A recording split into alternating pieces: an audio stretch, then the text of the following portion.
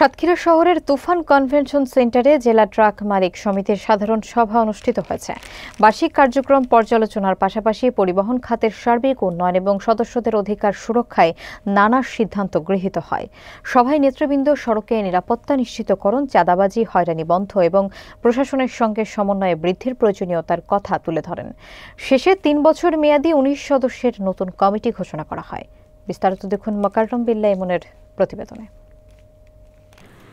সাতক্ষীরা জেলা ট্রাক মালিক সমিতির সাধারণ সভা শনিবার দুপুরে তুফান কনভেনশন সেন্টার অ্যান্ড রিসোর্টে অনুষ্ঠিত হয়, যেখানে পরিবহন খাতের সামগ্রিক পরিস্থিতি নিয়ে বিস্তার আলোচনা হয়।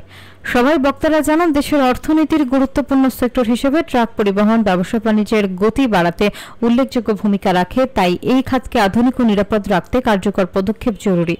আলোচনায় উঠে আসে সড়ক দুর্ঘটনা রোধে প্রশিক্ষিত চালক নিয়োগ, নিয়মিত গাড়ির ফিটনেস পরীক্ষা, লাইসেন্স নবায়ন এবং ট্রাফিক আইন কঠোরভাবে অনুসরণের প্রয়োজনীয়তা।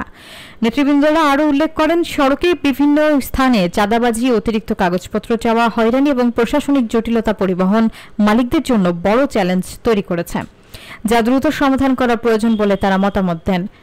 সভায় মালিক শ্রমিক ঐক্য জোরদার, কল্যাণ তহবিল বৃদ্ধি, ডিজিটাল সদস্য সেবা চালু, গ্যারেজ সংকট সমাধান সহ নানামুখী উদ্যোগ নিয়ে সিদ্ধান্ত গৃহীত হয়। সভার শেষাংশে সভাপতির দায়িত্বে তাহমিদ সায়েদ চয়ন এবং সাধারণ সম্পাদকের দায়িত্বে মাসুম বিল্লাহ শাহিনকে রেখে ১৯ সদস্যের নতুন কমিটি ঘোষণা করা হয়।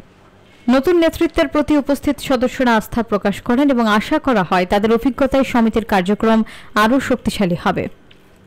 ট্রাক মালিক যারা রাস্তায় ভিখিরি হয়ে গেছে, ট্রাক করতে এসে, ট্রাক ব্যবসা করতে এসে, আমরা ট্রাক কিনেছি 1982 সালে 4,75,000 টাকা দিয়ে ক্যাবিন টাটা গাড়ি কিনেছি।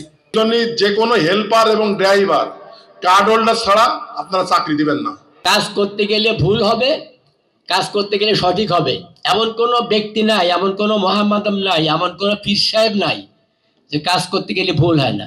এর থেকে বাছাই করে এবং মালিকদের বাছাই করে একটি সুন্দর কমিটি আপনারা উপহার দেবেন, এটাই আমরা প্রত্যাশা করি, যারা আগামী দিনে মালিকদের পাশে থাকবে। আমাদের এখন টার্মিনাল নাই, টার্মিনালের কারণে টার্মিনাল ঘিরে যাচ্ছে রোডসের কন্ট্রাক্টর।